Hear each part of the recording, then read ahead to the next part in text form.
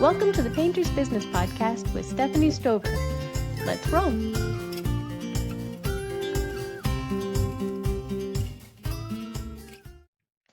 This is the Painter's Business Podcast, the show for growth-minded painting company owners who want to scale, profit, and dominate their markets. I'm your host, Stephanie Stover, and every week we bring you zero-fluff strategies, proven tactics, and behind-the-scenes insights from real business owners and experts who are getting it done in the field. And here's the deal. Every single episode gives you at least one practical, no BS, no fluff action item that you can implement today to grow your business. Whether you want more commercial contracts, more residential leads for crews, this is where painters come to grow. Let's roll. Today, I'm joined by Brooke Clanton, owner and CEO of Venture Painting, who is family owned and operated since 1978. Is that correct, Brooke? That is correct. Yep. My dad started the company back then. That's amazing. So yeah, tell me about the origin story of Venture Painting. Yeah. My dad grew up in a construction family. His dad was an architect and a builder, and he decided to go into painting. So he was kind of a one-man show at the very beginning and just kind of grew from there. It's taken many iterations, but yeah, that was kind of where it started. He did mostly new construction, so that is also what we continue to do today. Okay, fantastic. So tell me about your experience with scaling, specifically with hiring, especially since, you've had a business for so long. What has that journey been like for you? Well, I took over the company about 10 years ago. It was unfortunately the loss of my dad kind of Oh, forced I'm so that sorry. takeover. So at that time, we were just coming out of the big recession. So did not have many employees and was kind of scaled back quite a bit, and we needed to ramp back up. What we did do, my husband worked at Whole Foods at the time. So we kind of stole a bunch of people. Our goal, I think in this industry, you can teach someone how to paint, but we were really looking for reliability, people who we would know, would show up, do a good job, were loyal. So those were the traits that we were really looking for and knew that we could train to the painting portion of it. So in the industry, I'm sure you're not surprised. Painting company owners have a tendency to hire too fast. Why do you think that is? Well, we get a lot of work during periods, I think. And so you hire up, and then, it's a cyclical business. I think you get very excited, but then it's hard to maintain that. Yeah. What's the number one trait in a new employee that you'd never compromise on? I would say, honestly, reliability. I mean, can you show up? Because that is one of our big pushes. That's what I sell to our builders is that we're going to be there when we say we're going to be there. hmm And to make sure we have people that understand that and that will show up. Sometimes I feel like that's half the battle in this industry. So how do you identify that trait in people? I think it's multiple interviews to understand really where they're coming from, what their goals are, and just to make sure that they align. What type of goals are you looking for to make sure that both parties are aligned? Yeah, I mean, we're looking for stability from both ends. We want to make sure that we provide that stability, but that they understand that we're hiring long term. We really look for long term people. We don't want high turnover. We don't have high turnover. So we try to provide a lot to them so that they feel secure and then give us that security as well, that they're in it for the long haul. Yeah.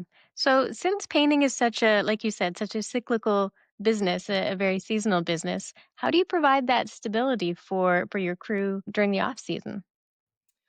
Because we're in new construction, our off seasons aren't necessarily as predictable. So it's not so much as summer, winter, but I for myself, I get out there and just make sure that we have a full pipeline. We do new construction, take the house from start to finish, but we also help industry partners with repaints and work with realtors so that we kind of have our fingers in multiple sources to keep work steady.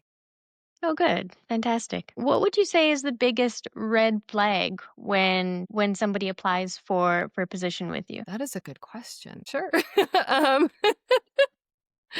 I think, just talking to them, getting a bigger picture of who they are as a person, I think helps. Because again, we're looking for that stability. Maybe someone who's had multiple, new jobs every year, something like that, if they're coming from a job where they were pretty stable and there's reasons why, I think that would be one red flag. I mean, you gotta I want them willing to learn too. So they have to understand, if they don't have those skills to be open to learning. And if sometimes you've got a painter that has a lot of experience that maybe not always jives because we've got our process and how we Mm. approach things, and that needs to fit in. Yeah. When it comes to hiring a crew leader, um, other than reliability, what are you looking for when you're hiring a team lead or a crew lead or a project manager? Someone who is very personable, relationship building is one of our top priorities, especially because we do work for builders. So we're building a long term relationship. And so to be able to communicate well with other trades, with superintendents, project managers, and just have that good relationship so that we're there to help them. They're helping us get our job done. So really that just good communication skills and good people skills. Okay. How do you make sure that crews, when they're on the job sites, that they don't cut corners? Oh, that's a good question. We do monitor quality control. So I've got my VP that is on site checking, and we require pictures.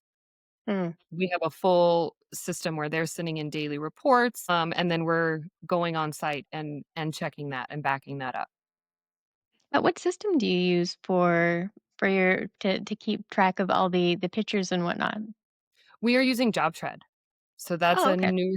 a newer system we adopted last year, and so they're able to send in we're pretty much using that for everything. That's how we schedule, how we assign people, so they can send in daily reports, they can check off the list. It's been wonderful. It's the Oh, first good. project management software that we found that really does what we want it to do. Really? Okay. Because I know I guess we're getting a little off topic, but that's okay. Fair enough. I'm familiar with like House Call Pro, with Jobber, Company Cam for images, but I haven't heard of that one. How does it compare to the others? I know JobTread kind of targets builders as much as they do trades. Mhm. Well, that's kind of how we stumbled upon it, but because we work with so many builders, it kind of works with how we're set up as well. Mhm. Um, so it's not necessarily, bringing leads in, it's more of an internal management, invoicing, estimating, and kind of captures the entire job within there. Okay. Gotcha. Um, what's the secret to keeping painters loyal? Treat them well is what I think. We try to be competitive with our pay. Our employees, have benefits. We offer health insurance. We offer PTO. They get PTO hours. They get mileage reimbursement. So just to make sure that they feel taken care of, Yeah. because it can be grueling sometimes, but just make sure that they have that support and financial support and just overall for their family. Hmm. So I know one of the issues in the painting industry, especially with new construction, is that margins are typically very low. It's often, builders will go for the lowest bid. How are you able to pay your team really well and still stay competitive enough to get all those jobs? That is a good question. One of our target markets is really local builders. Hmm.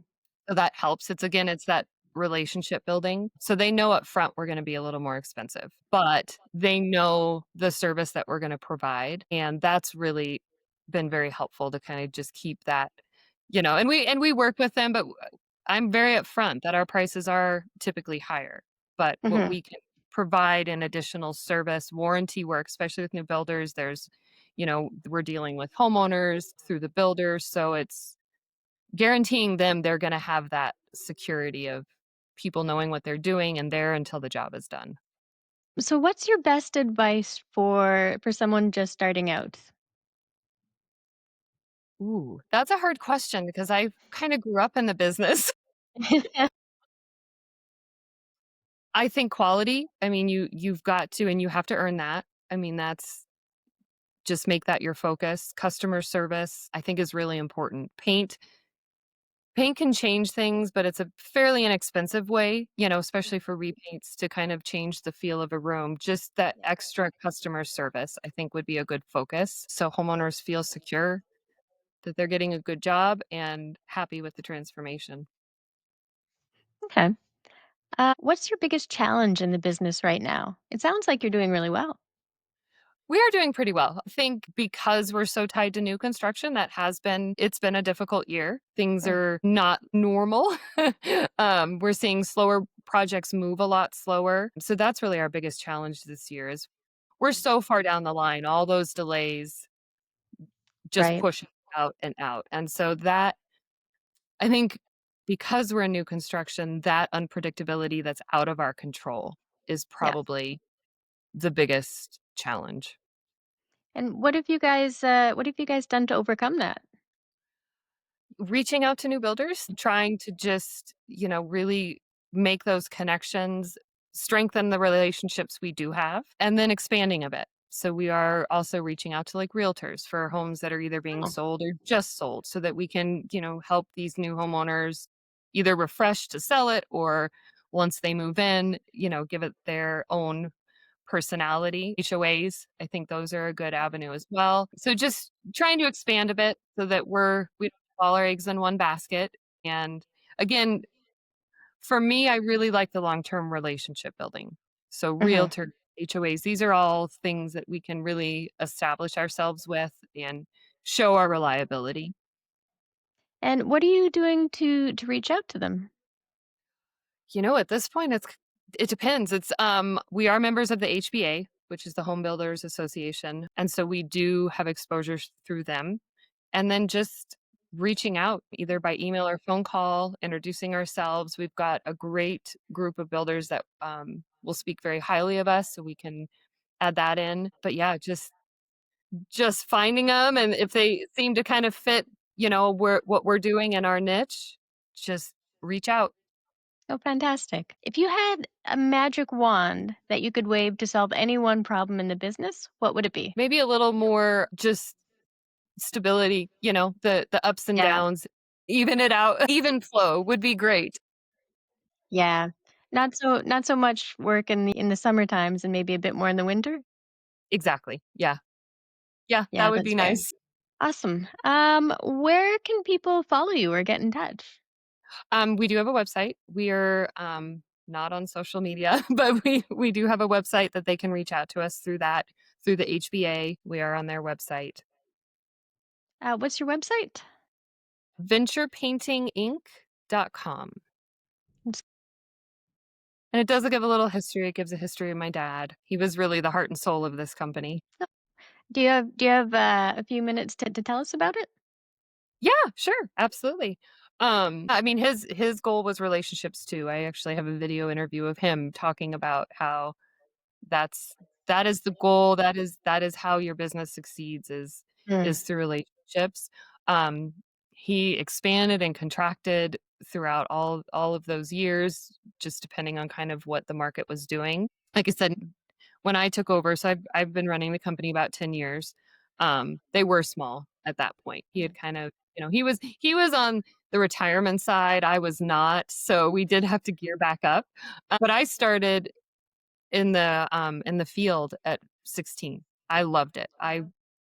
Yes, I was so I was on the touch up and warranty end of it. Then went to managing crews and then kind of took a hiatus, luckily or not luckily, I don't know, during that downturn. And then I had come back. But he really was all about relationships. He was very mm.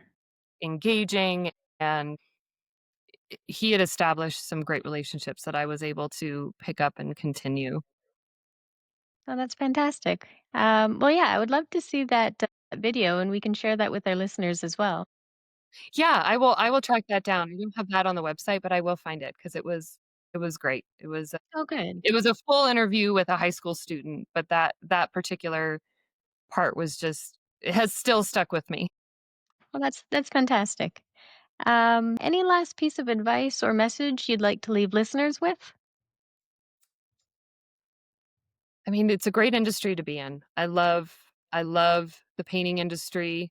There's room for all of us. Let's just all do a great job and make a good name for for painting.